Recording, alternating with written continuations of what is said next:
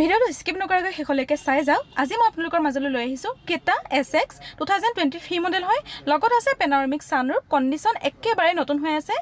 2023 model হয়, 18,000 kilometre মাত্ৰ চলিছে আৰু ঈদৰ উপলক্ষে মাত্ৰ 7 দিনৰ কাৰণে প্ৰতিখন বাহনৰ লগত এটা স্পেচিয়েল গিফ্ট ব্ৰেণ্ডেড আৰু লগতে বহুতখিনি ডিছকাউণ্ট কেইদিনমানৰ কাৰণেহে, মাত্ৰ 7 দিনৰ কাৰণে আছে। আপোনালোকে যদি গাড়ী ল'ম ভাবি আছে তেতিয়াহ'লে সোনকালে আহক নেহা কাৰ বজাৰত।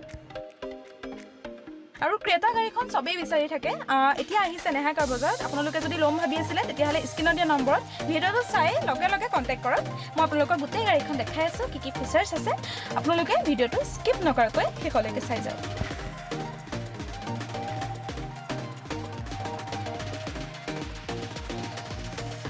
গাড়ীখনত পাব আপোনালোকে মুনৰুফ। চাওক, লুকছটো বহুতেই ধুনীয়া হয় গাড়ীখনৰ। SUV টাইপত যদি গাড়ী কোনোবা বিচাৰি আছে তেতিয়াহ'লে এইখন গাড়ী আৰামত ল'ব পাৰে। টায়াৰ দেখিছে, টায়াৰৰ চাইজো বহুত ডাঙৰ হয়।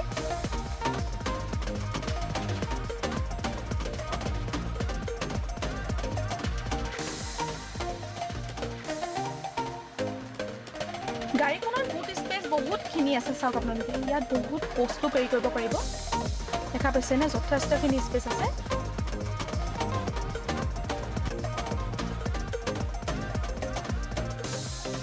আপোনালোকে এবাৰ ইণ্টেৰিয়ৰ ফিনিচিংটো চাওকচোন, কিমান ধুনীয়া হয় দেখাত, দেখিছেনে?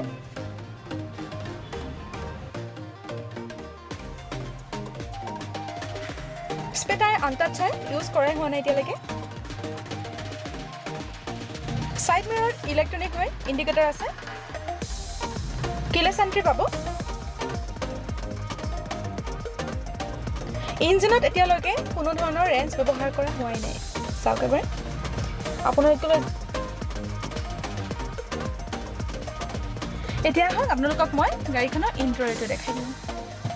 চাওক, লেডাৰৰ ছিট কভাৰ পাব। ইণ্টেৰিয়ৰত বহুতখিনি স্পেচ আছে আৰু লেডাৰৰ ছিট কভাৰ পাব। ব্ৰেণ্ডেড হয়, ব্ৰেণ্ডেড কোম্পানীৰ ছিট কভাৰ আছে আৰু বহুত বেছি কমফৰ্টেবল হয় গাড়ীখন।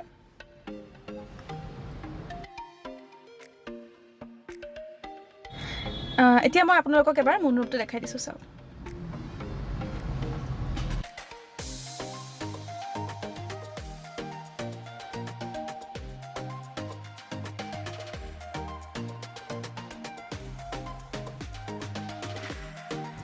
বেক চিটকেইটা এবাৰ ভালকৈ দেখাই দিছোঁ।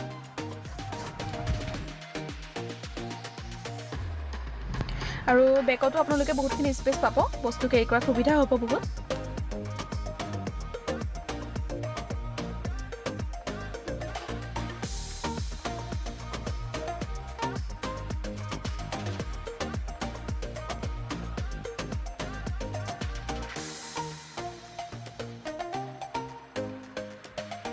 ইয়াত পাব বেক AC আৰু চাৰ্জাৰ পইণ্ট। মিউজিক চিষ্টেম পাব, টাচ স্ক্ৰীন হয়, ষ্টিয়াৰিঙৰ পৰা কণ্ট্ৰল কৰিব পাৰিব আৰু ক্ৰুইজ কণ্ট্ৰলাৰটো পাবই। পুছ বটন ষ্টাৰ্ট হয় গাড়ীখন। Auto climate control, AC heater পাব আৰু 6 গিয়াৰৰ গাড়ী হয়। আৰু টোটেল গাড়ীখনত আপোনালোকে 6টা এয়াৰবেগ পাব। SOS চিষ্টেম আছে ইয়াত।